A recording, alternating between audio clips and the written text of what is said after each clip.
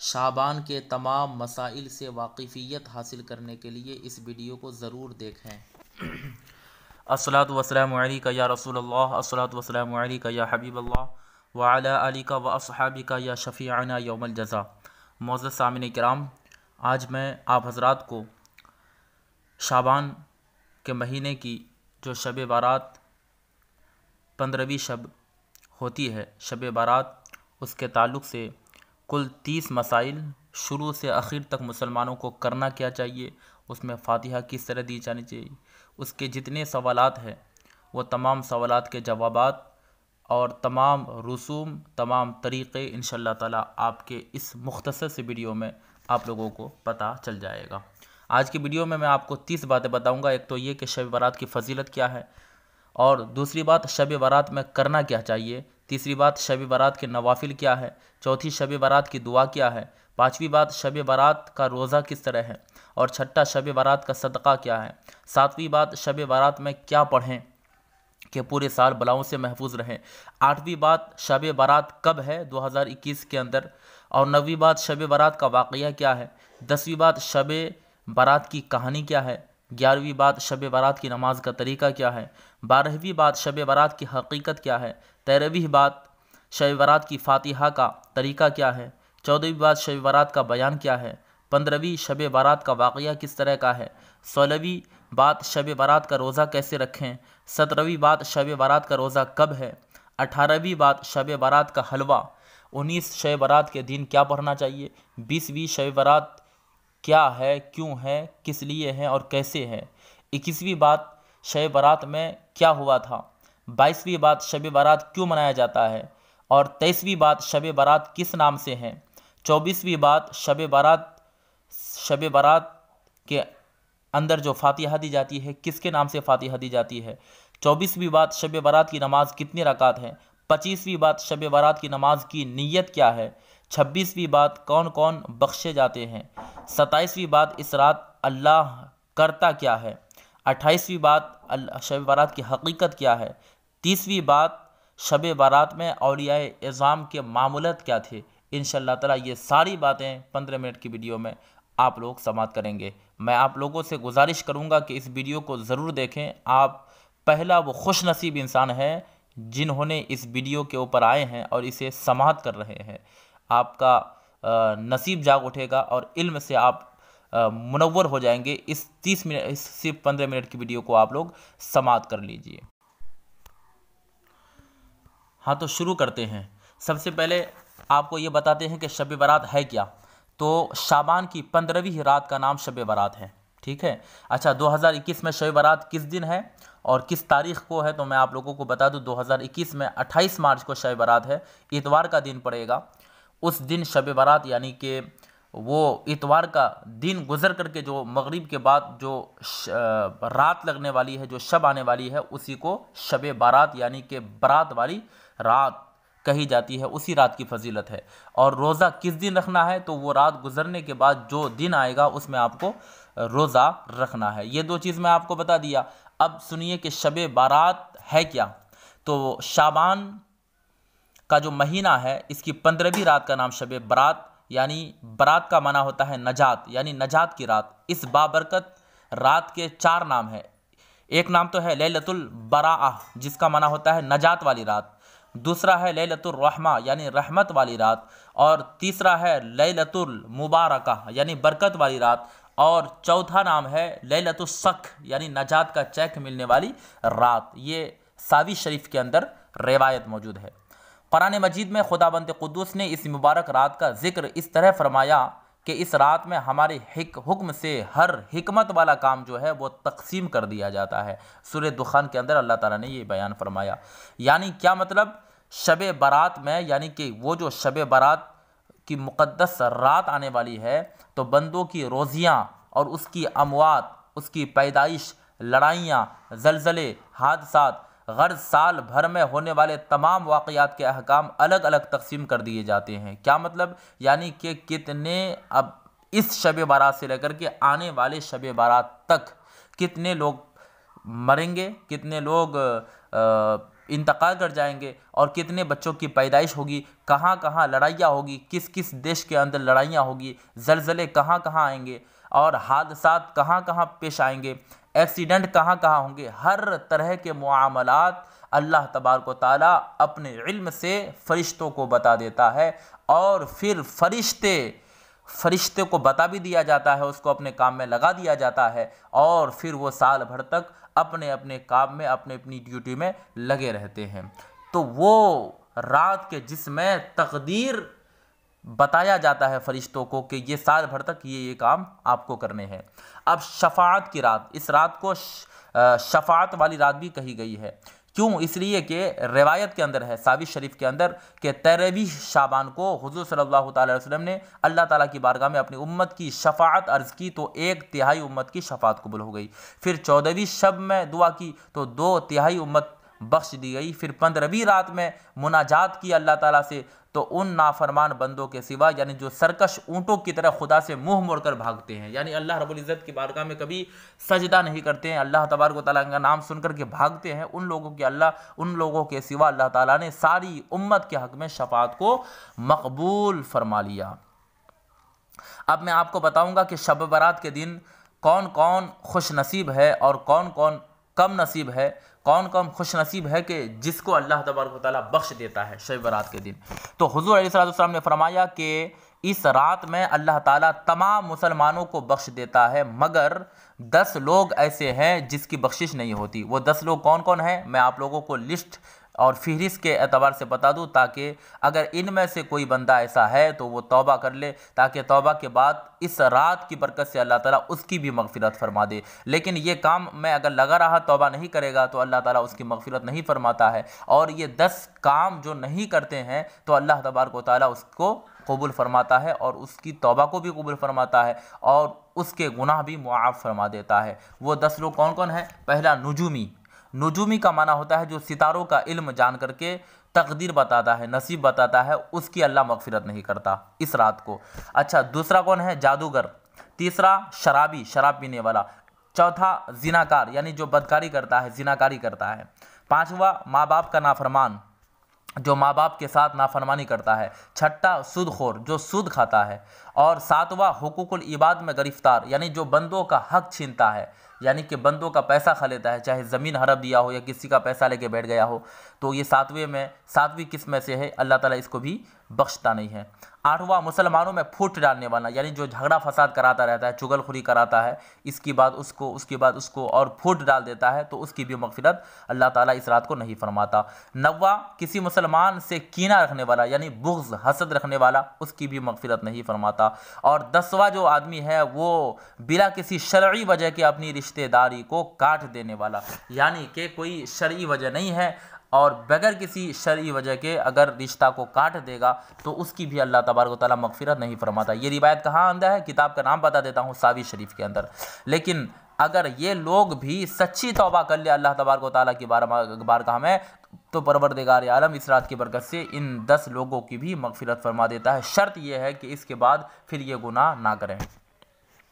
इस रात में अल्लाह ताला कितने लोगों की मगफिरत फरमाता है? तो हुज़ूर अकरम सल्लल्लाहु ताला अलैहि वसल्लम ने फरमाया कि अल्लाह ताला शाबान की 15वीं रात में आसमान दुनिया पर तजल्ली फरमाता है। ठीक है, पहली आसमान दुनिया यानी कि पहले आसमान पर अल्लाह तबारक व तआला तजल्ली फरमाता है। और बनी कल्ब का एक कबीला है जहाँ बकरियों के ताल्लुक़ से बहुत ज़्यादा मशहूर है कि उस कबीला से ज़्यादा कहीं बकरियाँ नहीं पाई जाती है। तो हुज़ूर अकरम ने फरमाया कि उस रात बनी कल्ब जहाँ बहुत बकरियाँ पाई जाती है, लोग जहाँ की बकरियों की मिसालें दिया करते हैं, तो बनी कल्ब वो कबीला जहाँ सबसे ज़्यादा बकरियाँ पाई जाती है। हुज़ूर सल्लल्लाहु अलैहि वसल्लम ने मिसाल देकर के समझाया कि अल्लाह तबारक व तआला बनी कल्ब वो जो कबीला है उसकी तमाम बकरियों के बालों की तादाद से भी ज़्यादा बंदों की इस रात मगफिरत फरमा देता है।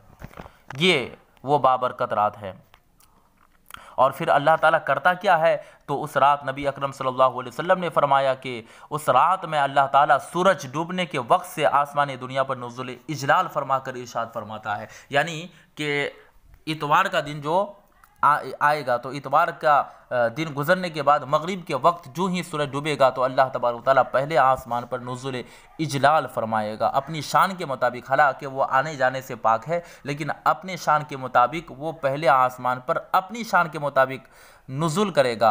अगर मैं उर्दू ज़बान में कहूँ तो अपनी शान के मुताबिक वो आएगा, ठीक है। नुज़ुल फरमाने के बाद जैसा उसकी शान है उसी के मुताबिक फिर वो आवाज़ लगाएगा कि है कोई जो बख्शिश तलब करने वाला हो मैं उसको बख्श दूँ, है कोई जो रिज़्क़ मांगने वाला हो मैं उसको रिज़्क़ अता कर दूँ, है कोई जो नौकरी मांगने वाला हो मैं उसको नौकरी दे दूँ, है कोई जो बला में गिरफ़्तार हो उसको बला से मैं निकाल दूँ, है कोई जो औलाद चाहता हो मैं उसे औलाद दे दूँ। यानी कि अल्लाह तबारक व तआला इसी तरह निदाएँ और आवाज़ें बुलंद करते रहता है यहाँ तक कि फजर का वक्त शुरू हो जाता है, तुलुए फजर हो जाता है। इब्ने माजा की ये हदीस मैंने आपको पेश किया है। इस रात की कितनी फजीलत है और इसमें अगर कोई नमाज़ पढ़े तो उसका सवाब कितना है, तो हज़रत ईसा अलैहिस्सलाम के ताल्लुक़ से मनक़ूल है, ये रौज़तुल अफ़कार के अंदर रिवायत मौजूद है कि हज़रत ईसा अलैहिस्सलाम जो अल्लाह के एक नबी है, एक पहाड़ पर तशरीफ़ फरमा हुए। कहाँ गए? एक पहाड़ के ऊपर, और वहाँ एक खूबसूरत गुंबद नुमा बुलंद पत्थर देखा। बहुत बड़ा पत्थर जो गुंबद की तरह खड़ा था। पत्थर तो बहुत सारे थे लेकिन वो लंबा पत्थर था और गुंबद की तरह बना हुआ था। आप उस पत्थर को ताज्जुब से देखते रहे क्योंकि बहुत खूबसूरत पत्थर था, और उसी के आगे पीछे, पत्थर के आगे पीछे आप घूमने लगे, देखने लगे ताजुब से। तो अल्लाह ताला ने वही भेजी कि क्या ऐ ईसा मैं तुम्हारी ख्वाहिश से इस पत्थर का राज तुम पर जाहिर कर दूँ अगर तुम चाहो तो हज़रत ईसा अलैहिस्सलाम ने अर्ज़ की, इलाही मेरी तमन्ना तो यही है कि इस पत्थर का राज मुझ पर जाहिर किया जाए। इतने में ये पत्थर शक हो गया, यानी कि ये पत्थर फट गया। तो आपने देखा, यानी कि हज़रत ईसा ने क्या देखा कि एक आदमी उस पत्थर के अंदर है और इबादत में मशगूल है, अल्लाह का जिक्र कर रहा है। उसके करीब ही एक अंगूर की बेल है, उसी पत्थर के नीचे एक अंगूर का खोशा है, और एक नहर भी क्या है, जारी है। उस शख्स ने कहा कि यही अंगूर मैं हर रोज़ खाता हूँ जब भूख लगती है, और इस नहर का पानी पीता हूँ जब प्यास लगती है, और अल्लाह की इबादत करता रहता हूँ। हज़रत ईसा अलैहिस्सलाम ने जब पूछा कि तुम इस पत्थर के अंदर कितने दिनों से इबादत करते हो, उसने कहा कि 400 बरस से, यानी 400 साल से मैं इबादत कर रहा हूँ। हज़रत ईसा अलैहिस्सलाम ये सुन कर के बहुत ताज्जुब किए। अल्लाह तबारक व तआला की बारगाह में इल्तजा करने के साथ साथ ये भी ताज्जुब करते हुए सोचने लगे कि शायद इस शख्स जैसी इबादत तो तेरे किसी बंदे ने नहीं की होगी परवरदिगार आलम। तो अल्लाह ताला ने फरमाया, ऐ ईसा अलैहिस्सलाम मेरे हबीब सल्लल्लाहु अलैहि वसल्लम का जो उम्मती शाबान की 15वीं रात में, यानी मेरे आखिरी नबी जो होंगे मेरे महबूब का कोई भी उम्मती अगर शाबान की 15वीं रात को, जो कि 2021 में इतवार का दिन गुजर करके 28 मार्च को इतवार का दिन गुजर करके जो रात आने वाली है वही शाबानुल मुअज़्ज़म की 15वीं रात है। तो आका अलैहिस्सलातु वस्सलाम ने फरमाया कि हज़रत ईसा से अल्लाह रब्बुल इज़्ज़त ने इरशाद फरमाया कि मेरे आखिरी नबी के उम्मत का कोई भी उम्मती अगर शाबान की 15वीं रात में 2 रकात नमाज पढ़ेगा, वो उसकी 400 साल की इबादत से ज़्यादा बेहतर और ज़्यादा अफजल होगा। यानी कि वो 400 साल तक उस पत्थर के अंदर सिर्फ इबादत करते रहे, और भूख लगती तो अंगूर खा लेते, प्यास लगती तो उस नहर का पानी पी लेते, उसके अलावा और कोई काम नहीं किया। फिर यही 2 चीज़ की और 400 साल तक बस अल्लाह का जिक्र करता रहा। कितनी इबादत की होगी। लेकिन अल्लाह के हबीब सल्लल्लाहु अलैहि वसल्लम का हम पर यह एहसान है कि उनके उम्मती होने के नाते अल्लाह तबारक व तआला सिर्फ हमको उनकी बरकत से एक रात अगर हम शब भर बेदारी के साथ अल्लाह का जिक्र कर ले तो 400 साल से ज़्यादा इबादत हमें अता फरमा देगा। तो इस रात की इबादत का ये आलम है और ये फजीलत है। अब मैं आपको बता दूं इस रात में नमाज़ें आप पढ़ें कैसे। तो 100 रकात नमाज़ पढ़िएगा, तरीका बता देता हूँ। हुज़ूर अक़दस सल्लल्लाहु अलैहि वसल्लम ने फरमाया कि जो इस रात में 100 रकात नमाज़ नफल पढ़ेगा, ये सावी शरीफ के अंदर है, कितने 100 रकात नमाज नफल, अल्लाह ताला उसके पास 100 फरिश्तों को भेजेगा। कितने फरिश्ते आएंगे उसके पास? 100 फरिश्ते। 30 फरिश्ते उसको जन्नत की बिशारत देंगे, खुशखबरी देंगे कि आप जन्नती हो, आप जन्नती हो। और 30 फरिश्ते उसको जहन्नम से बेखौफी की खुशखबरी सुनाएंगे कि आप जन्नत से बेखौफ, जहन्नम से बेखौफ हो जाओ, जहन्नम से आप बेखौफ हो जाओ। और 30 फरिश्ते जो है वो दुनियावी आफतों को उससे टालते रहेंगे, यानी कि साल भर में क्या क्या मुसीबतें, आफतें आप पर आने वाली है उसको टालते रहेंगे। और 10 फरिश्ते उसको शैतान के मक्र से, शैतान के फरेब से बचाते रहेंगे। ये सावी शरीफ की रिवायत में आपको पेश किया।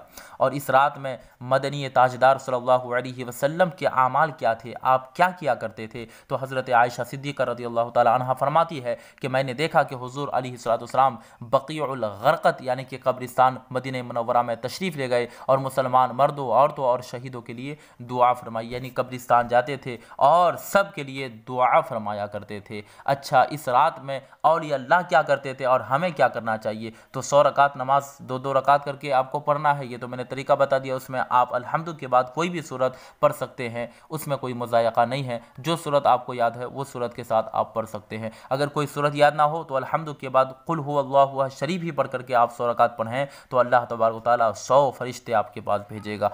अच्छा, औलिया अल्लाह के कुछ मामूलात थे, वो मामूलात मैं बता दूं ताकि आप करें। यानी वो औलिया अल्लाह के गरीब नवाज सैयदना गौसुल आज़म जैसे बड़े जलील क़द्र औलिया इज़ाम जो मामूलात करते थे वो बता दूं कि बाद नमाज मगरिब, यानी कि मगरिब की नमाज जब ख़त्म हो जाती है, यानी कि इतवार का दिन गुजरा, मगरिब का वक्त आया, मगरिब की नमाज़ आपने पढ़ लिया, उसके बाद 6 रकातें नफल पढ़नी है, ठीक है। और हर 2 रकात पर सलाम फेरने हैं आपको, यानी 2 रकात सलाम फेरे, उसके बाद फिर सूरह यासीन पढ़ना है, यासीन शरीफ आपको पढ़ना है, कुल हुवल्लाहु शरीफ 21 मरतबा पढ़ना है, फिर 2 रकात पढ़ना है और उसमें फिर 2 रकात पढ़ने के बाद यासीन शरीफ एक बार और फिर कुल हुवल्लाहु अहद शरीफ 21 मरतबा, फिर आपको 2 रकात नफल पढ़नी है और उसमें भी आपको जब उस नमाज को 2 रकात ख़त्म कर दी यासीन शरीफ, फिर कुल हुवल्लाहु अहद शरीफ 21 मरतबा पढ़ना है।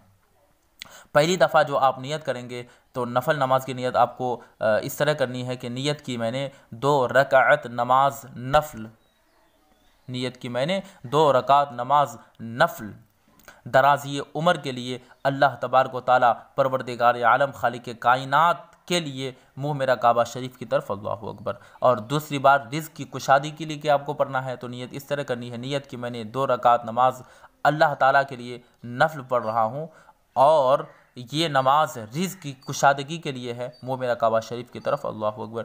तीसरी बार दफ़अ बला के लिए आपको पढ़ना है, नियत की मैंने 2 रकात नमाज दफ़अ बला यानी बला को दूर करने के लिए और ये नमाज अल्लाह ताला के लिए है नफल, मुँह मेरा काबा शरीफ की तरफ, अल्लाहु अकबर।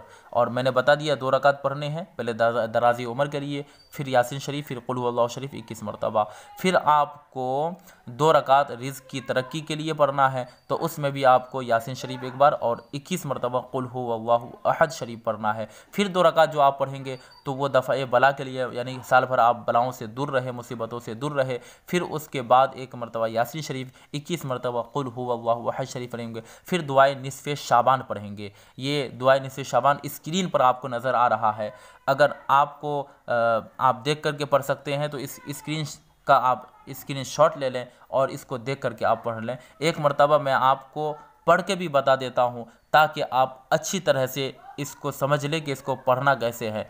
देखिए, बिस्मिल्लाहिर्रहमानिर्रहीम, अल्लाहुम्मा या ज़ल मन्नी वला युमन्नु अलैहि या ज़ल जलाली वल इकराम या ज़ल तौली वल इनआम ला इलाहा इल्ला अंता ज़हरल लाजीन व जारल मुस्तजीरीन व अमानल खाइफीन अल्लाहुम्मा इन कुंता कतबतनी इंदका फी उम्मिल किताब शक़िय्यन औ महरूमन औ मतरूदन औ मुक़त्तरन अलैया फिर रिज़्क़ फ़महू अल्लाहुम्मा बिफ़ज़लिक शक़ावती व हिरमानी व तरदी वक़्तितारा रिज़्क़ी व अस्बितनी इंदका फ़ी उम्मिल किताबी सईदम मरज़ूक़म मुवफ़्फ़क़ल लिल खैरात फ़इन्नका क़ुल्ता व क़ौलुकल हक़ फ़ी किताबिकल मुंज़ल अला लिसानी नबिय्यिकल मुरसल यमहुल्लाहु मा यशाउ व युस्बित व इंदहु उम्मुल किताब इलाही बित्तजल्लिल आज़म फ़ी लैलतिन निस्फ़ी मिन शहरी शाअबानिल मुकर्रम अल्लती युफ़रक़ु फ़ीहा कुल्लु अम्रिन हकीमिन व युबरम अव तकशिफ़ा अन्ना मिनल बलाइ वल बलवाइ मा नअलमु व मा ला नअलम व मा अंत बिही अअलमु इन्नका अंतल अअज़्ज़ुल अकरम व सल्लल्लाहु तआला अला सय्यिदिना मुहम्मदिन व अला आलिहि व सहबिहि व सल्लमा वल्हम्दुलिल्लाहि रब्बिल आलमीन। ये दुआ आपको पढ़नी है। तर्जमा पढ़ने की ज़रूरत नहीं है, लेकिन इसका तर्जमा भी मैं आपको लोगों को बता देता हूँ ताकि दुआ पढ़ने में और ज़्यादा आप लोगों को सुकून, खुशू और खुजू हो। इस दुआ जो मैंने अभी पढ़ा, इसका तर्जमा होता है, ए अल्लाह तू ही सब पर एहसान करने वाला है और तुझ पर कोई एहसान नहीं कर सकता। ए बुज़ुर्गी और मेहरबानी रखने वाले और ए बख्शिश व इनाम वाले, तेरे सिवा कोई माबूद नहीं। तू ही गिरतों का थामने वाला है, बेपनाहों को पनाह देने वाला है, डरने वालों का सहारा है। ए अल्लाह, अगर तूने मुझे अपने पास उम्मुल किताब में भटका हुआ या महरूम या कम नसीब लिख दिया है तो ए अल्लाह अपने फ़ज़ल से मेरी खाली बदबख्ती और रानदगी और रोज़ी की कमी को मिटा दे और अपने पास मुझे उम्मुल किताब में खुश नसीब बना दे, वसीउर रिज़्क़ और नेक कर दे। बेशक तेरा ये कहना तेरी किताब में जो तेरे नबी मुरसल पर नाजिल की गई सच है कि अल्लाह जो चाहता है मिटाता है और जो चाहता है बना देता है और उसी के पास उम्मुल किताब है। ऐ खुदा, तजल्ली आज़म का सदक़ा इस निस्फ़े शाबान मुकर्रम की रात में, जिसमें हर हिकमत वाले कामों की तकसीम और उनका नफाज होता है, मेरी बलाओं को दूर फरमा, खा मैं उनको जानता हूँ या ना जानता हूँ, और जिनसे तू वाकिफ़ है। बेशक तू ही सबसे बरतर और बढ़कर एहसान करने वाला है। अल्लाह की रहमत व सलामती हो हमारे आका मोहम्मद मुस्तफ़ा सल्लल्लाहु अलैहि वसल्लम पर और उनकी आल पर और तमाम सहाबर, आमीन सुम्मा आमीन। ये उस दुआ का तर्जमा मैंने बता दिया, इसको सुन लिए तो और खुशी और खुशू पैदा होगा, तो वो दुआ पढ़ लीजिएगा। अच्छा, इस रात में जो फातिहा आपको पढ़नी है, तो इस रात में फातिहा किसके साथ नाम से देनी है, फातिहा में क्या क्या पढ़ना है वो सुन लीजिए। ये रात अपने मुर्दों और दूसरे बुज़ुर्गों की रूहों को सवाब पहुँचाने हैं, यानी घर के अंदर से जितने भी मरहूमीन यानी सास ससुर गुजर चुके हों या फिर बाप माँ गुजर चुके हों, उनके नाम से आप सवाब बख्शिए, उन्हीं के नाम से। और औलिया इज़ाम का भी नाम ले सकते हैं, सरकार गौसुल आज़म, सरकार गरीब नवाज़, जितने भी औलिया अल्लाह का नाम याद है सबको बख्शिए। हुज़ूर सल्लल्लाहु अलैहि वसल्लम की रूह को आप सवाब बख्शिए। और फातिहा दिलाने के लिए बड़ी ख़ास रात है। हज़रत इब्न अब्बास रज़ी अल्लाह तआला अन्हुमा से रिवायत है कि ईद और आशूरा और रजब के पहले जुमा के दिन और शाबान की 15वीं रात को, ठीक है, क्या होता है, शब बारात जुमा की रात में मुर्दों की रूहें अपने घरों के दरवाज़ों पर जाकर पुकारती है। हज़रत अब्बास ने कहा कि शब बारात की रात को मुर्दों की रूहें अपने अपने घर आकर पुकारती है, ए घर वालों, हमारे ऊपर रहम और करम करो और मेहरबानी करो, आज की रात में हमारे लिए कुछ सदका कर दो, क्योंकि हम लोग इस सारे सवाब के मोहताज हैं। हमारे नामाए अमाल ख़त्म कर दिए गए और तुम्हारे नामाए अमाल जारी है। बस अगर ये रूहें कुछ नहीं पाती तो हज़रत अब्दुल्ला बिन अब्बास कहते हैं कि हसरतों नाउमीदी के साथ वापस चली जाती है, और अगर कुछ पा लेती है तो खुशी और खुशू के साथ यहाँ से रुखसत होती है। तो कोई चाहता हो कि हमारा माँ बाप इंतकाल कर जाए और वो हमारे घर आए और खुशी बरज़ान आ जाए, सब यही चाहते हैं, तो ज़रूर फातिहा करें। अच्छा, शब बारात के दिन बनाना क्या चाहिए, तो शब बारात का हलवा पकाना ना तो फ़र्ज़ और ना ही सुन्नत है, ना हराम है और ना नाजायज़ है। नाजायज़ भी नहीं है, हराम भी नहीं है, फ़र्ज़ भी नहीं है, सुन्नत भी नहीं है, बल्कि हक़ बात और सच बात यही है कि शब बारात में दूसरे तमाम खानों की तरह हलवा पकाना भी एक मुबाह और जायज़ काम है। ठीक है, पका सकते हैं, जायज़ काम है और मुबाह है।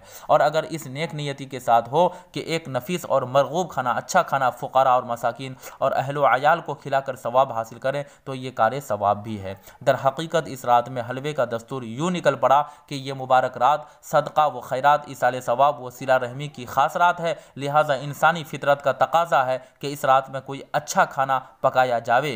बाज़ आलिमों की नज़र बुखारी शरीफ की इस हदीस पर पड़ी, काना रसूलुल्लाह सल्लल्लाहु तआला अलैहि वसल्लम युहिब्बुल हलवा वल असला, यानी रसूलुल्लाह सल्लल्लाहु तआला अलैहि वसल्लम हलवा यानी कि शीरनी और शहद को बहुत ज़्यादा पसंद फरमाते थे। लिहाजा उन उलमाए किराम ने इस हदीस पर अमल करते हुए इस रात में हलवा पकाया। फिर रफ्ता रफ्ता आवाम में भी इसका चर्चा और रिवाज हो गया। चुनाचे हज़रत शाह अब्दुल अज़ीज़ साहब मुहद्दिस देहलवी के मलफूज़ात में है कि हिंदुस्तान में शब बारात को रोटी और हलवा पर फातिहा दिलाने का दस्तूर है। समरकंद बुखारा में कतलमा पर जो एक मीठा खाना होता है उसको कतलमा कहते हैं। अलगरस शब बारात का हलवा हो या ईद की सविया या मुहर्रम का मालेदा महज एक दस्तूर व रिवाज के तौर पर लोग पकाते, खाते और खिलाते हैं। कोई भी ये अकीदा नहीं रखता कि ये फ़र्ज़ या सुन्नत है, इसलिए इसको नाजायज़ कहना दुरुस्त नहीं है। चे जाए कि मना व इनकार में हद से बढ़ना, यानी इसको कर सकते हैं, अच्छी नीयत से करें तो सवाब भी मिलेगा।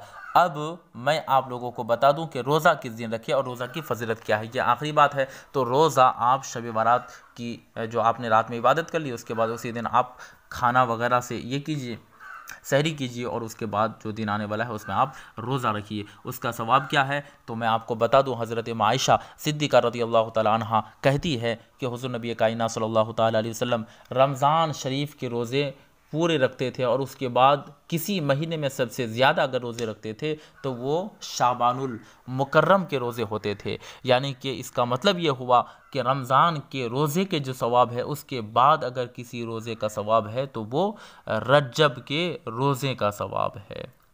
तो उम्मीद है कि इन तमाम बातों पर आप अमल की कोशिश करेंगे। अगर इस वीडियो से आप लोगों में से किसी को थोड़ी बहुत भी जानकारी मिली हो तो आगे ज़रूर शेयर कीजिएगा, ताकि इस वीडियो की अफादियत से और इसके फ़ायदा से हमारे जितने भी मुसलमान भाई वगैरह हैं सब इसका फ़ायदा उठाए और लोग शब बारात के फ़यूज़ व अनवार से माला माल हो जाए। फ़कत अस्सलामु अलैकुम।